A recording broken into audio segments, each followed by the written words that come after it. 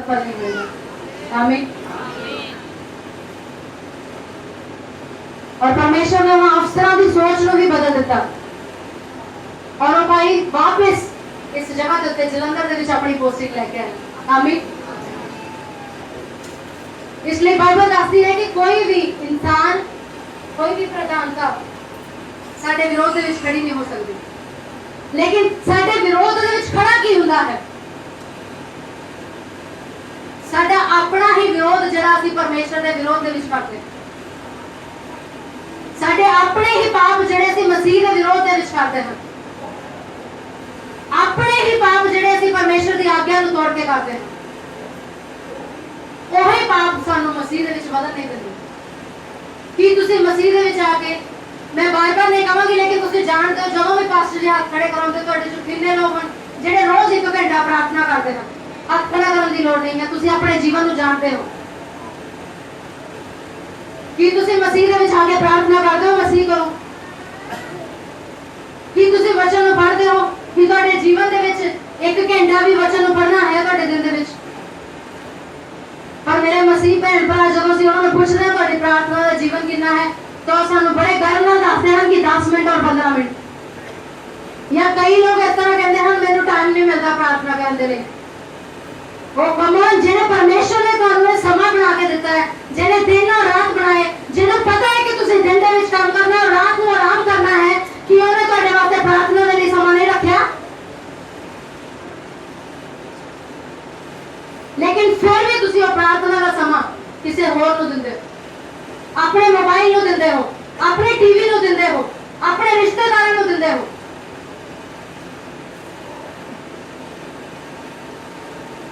लेकिन परमेश्वर दे कोलों बहुत कुछ मांगदे हो, बहुत वड्डियां-वड्डियां चीज़ां मांगदे हो, फिर कहंदे हो परमेश्वर दा वो सब कुछ करन दी सामर्थ रखदा जिहड़ी असीं सोच भी नहीं सकते, लेकिन वो केवल उन्हां दे जीवन दे विच काम करदा है जिहड़ा दे वचन दे उत्ते खड़े हुंदे ने। आमीन। आज असीं जिन्नियां गवाहियां सुनियां सारियां वचन दे उत्ते आधारित सी। बिना वचन तो तुहाडे जीवन दे विच गवाही नहीं बन सकदी। बहुत सारे लोग कहते हैं मैं चर्च दे विच 1 साल हो गया मैं आ रहा, लेकिन मेरे जीवन दे विच काम नहीं होया, और फिर उस काम नूं पूरा करन दे लई वो कदी एक चर्च तो दूजी चर्च तो तीजी चर्च दे विच दौड़दे हन, लेकिन फिर भी उन्हां दे काम पूरे नहीं हुंदे, क्योंकि काम केवल उसे तरह पूरा हुंदा जे असीं आप वचन दे उत्ते खड़े होवांगे। मैं बहुत बारी तुहानूं प्रचार दे विच दस्सिआ जिहड़ा वचन तुहाडे मूंह दे विचों निकलदा है ओही तुहाडे जीवन दे विच पूरा हुंदा है। जब तक तुसीं वचन नूं क्लेम नहीं करदे वो वचन तुहाडे जीवन दे विच पूरा नहीं हो सकदा। बाइबल दे विच बहुत सारे वचन लिखे हन जो तुहाडे जीवन दे विच पूरे होण बिना तुहाडे अंगीकार कीते, तां इस समय तुसीं अपने इस हालातां दे विच ना होंगे। आज तुहाडे उत्ते हालात अगर गरीबी दे हन तां उसका कारण कौन है ये आज तुसीं जानना है। बाइबल दे विच पढ़िआ सी मीका दे विच वो कहंदा कि मैं इज़राइल नूं ओहदे पाप जताउंदा क्योंकि परमेश्वर ने मैनूं इसी करके भेजा, यही भविष्यवाणी करने वास्ते भेजा कि अपने मन नूं फिराओ और परमेश्वर दे नेड़े आओ। और मैं तुहानूं दस्सिआ कि परमेश्वर ने मैनूं कहा कि अज अगर तुसीं ओहदी आवाज़ नूं सुणदे हो तां अपने मनां नूं कठोर ना करो। वो जगह जिस उत्ते तुसीं लैक कर दो जिथे तुहानूं पता है कि मेरे अंदर कमी है, उसनूं खोजो अज अपने जीवन दे विच और वायदा करो परमेश्वर दे नाल कि मैं अज तो ही उस कमी नूं दूर करांगा अपने जीवन विच। अगर तुसीं अपने जीवन दे विचों कमियां नूं दूर करदे हो तां आशीष तुहाडे जीवन दे विच आउण तों कोई भी रोक नहीं सकदा। ना तो शैतान ही तुहाडी आशीष नूं रोक सकदा है, ना ही कोई इंसान तुहाडी आशीष नूं रोक सकदा। आमीन। परमेश्वर ने वचन दे विच कहा है, प्रभु यीशु मसीह ने कहा कि प्रभु यीशु मसीह ने सानू जय तो विजयवंत कर, आमीन, विक्ट्री तो उत्ते ठहराया है। असीं गीत गा रहे जय मेरी है, लेकिन मैं कहती हाँ मैं ही जय हाँ, मैं ही सक्सेस हाँ, क्योंकि प्रभु का आत्मा मेरे अंदर है। आमीन। मैं ही जय हाँ, मैनू कोई हरा नहीं सकता क्योंकि प्रभु का आत्मा मेरे अंदर है। आमीन।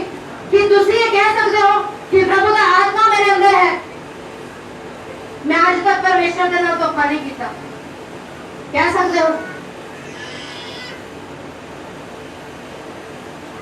छोटा जिहा प्रॉफिट जो होंदा, छोटा जिहा प्रॉफिट उत्थे तुसी प्रभु नूं कह दिंदे हो प्रभु माफ कर दे, थोड़ी देर वास्ते मैनूं ये काम कर लैंदे।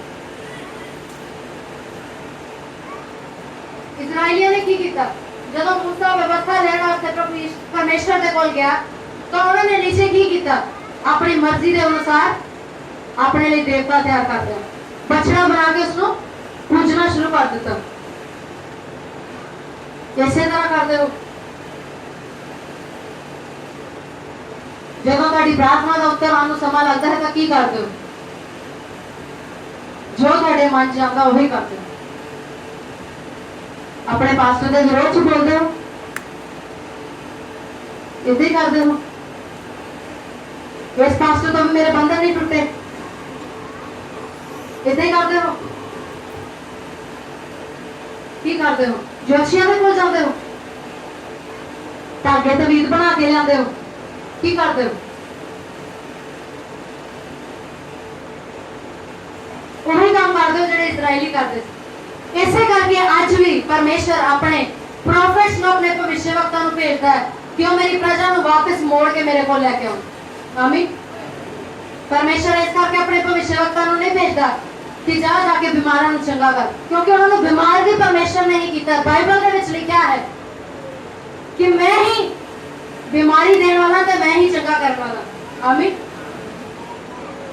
मैं तुहानू बार-बार दसदी हां कि मसीह लोकां दे जीवन दे विच शैतान काम नहीं कर सकता, ना ही कोई इंसान मसीह लोगों के विरोध के विच खड़ा हो सकता। आमीन। इसकी वजह असी आप हां। बाइबल के विच असी देखांगे, थोड़े दिन पहला मैं तुहानू दसदी हां कि सब कुछ परमेश्वर की प्लानिंग के विच चल रहा है।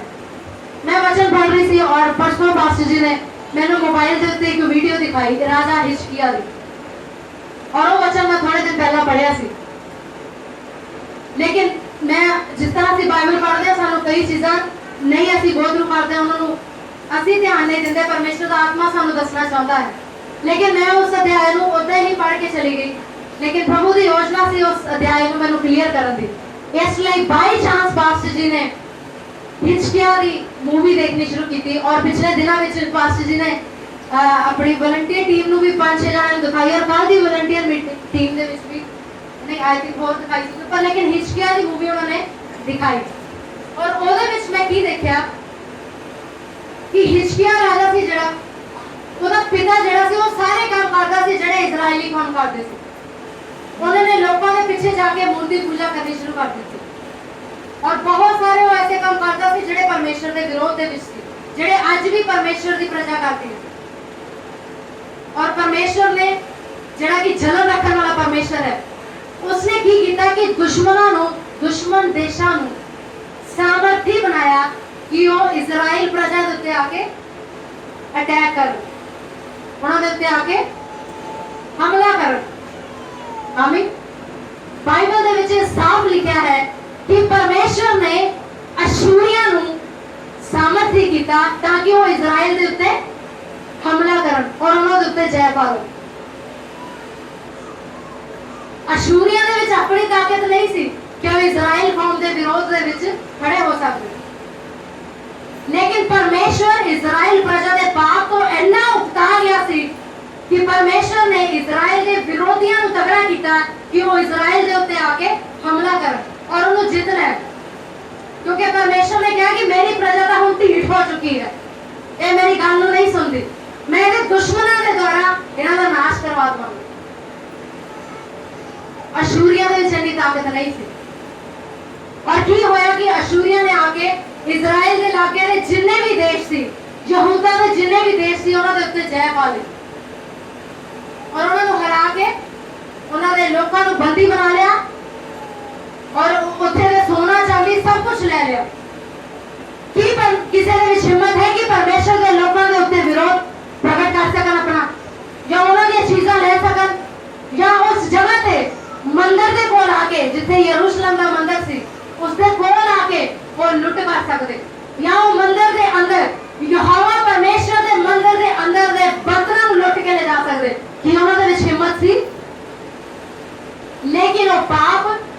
इजराइलियों ने आप किए, उन्हां कारण परमेश्वर ने अशूरिया नूं इन्ना हिम्मती बनाया कि वो यहोवा दे मंदिर दे विचों दी बर्तन ले गए, जिहड़े कि आदर के बर्तन उस जगह ते रखे जाते।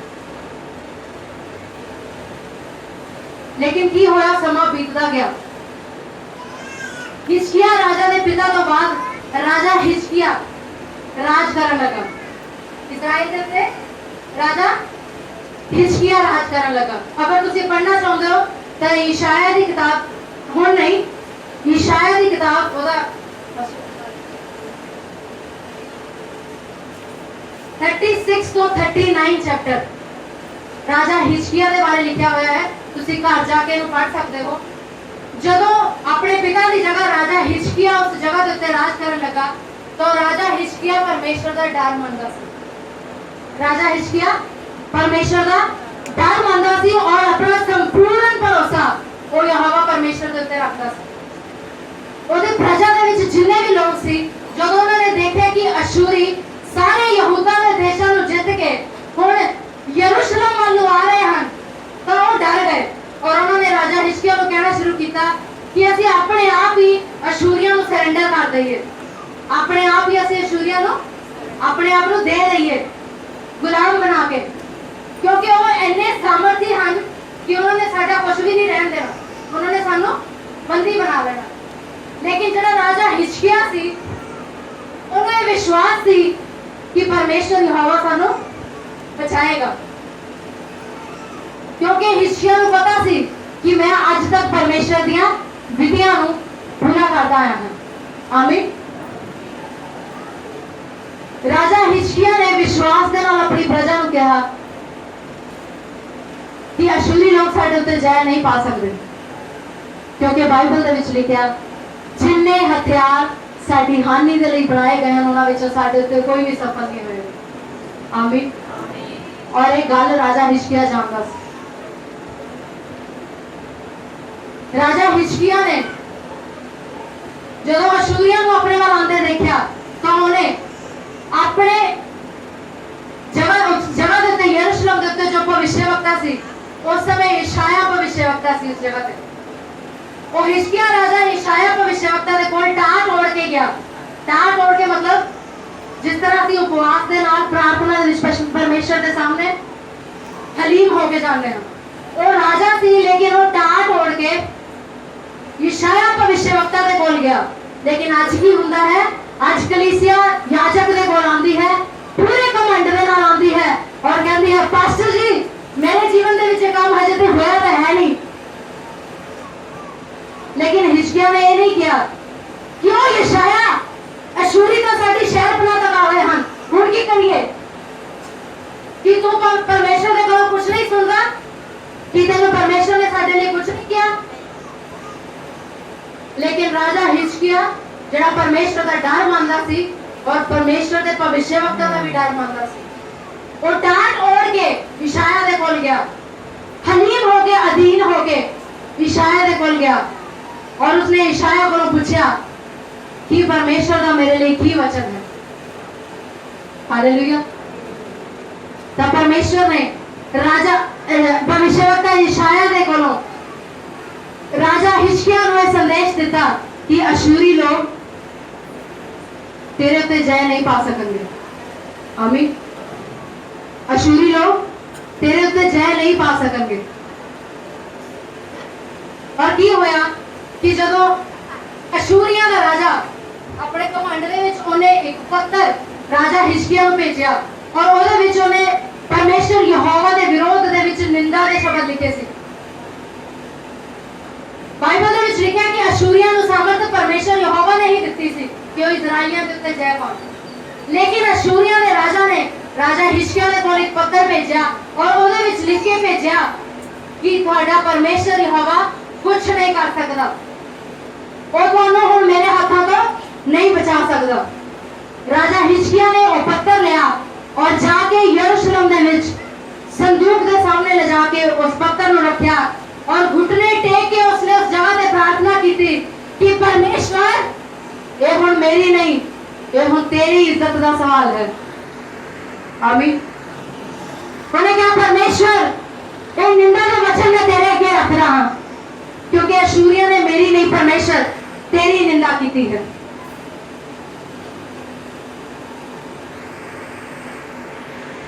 और जितना ही हिजकिय्याह राजा ने प्रार्थना की थी, प्रार्थना करके और रात के समय जब अपने भवन दे विच जाके सौ रहा सी, प्रार्थना कर रहा सी परमेश्वर दे अगे, उस समय अद्धी रात नूं यहोवा परमेश्वर ने स्वर्ग तो अपना एक दूत भेजा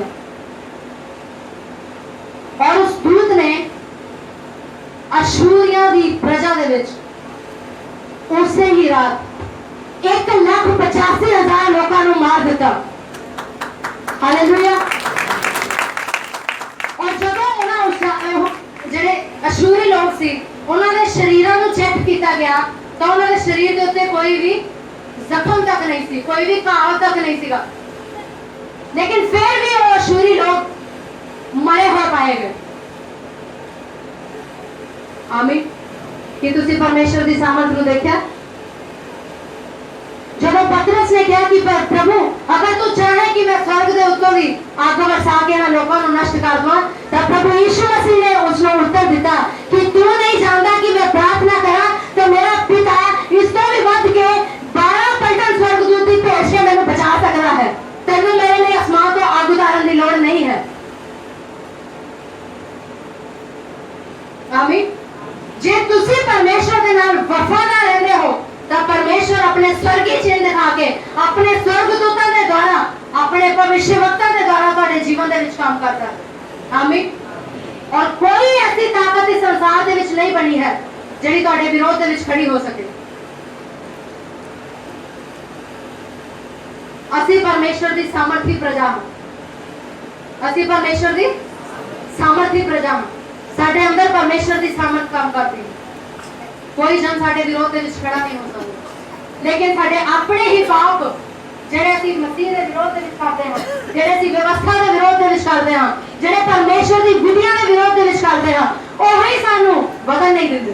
केवल ओही साडे विरोध के विच खड़े हुंदे हैं जेडे साडे अपने पैदा कीते हुए विरोध हैं।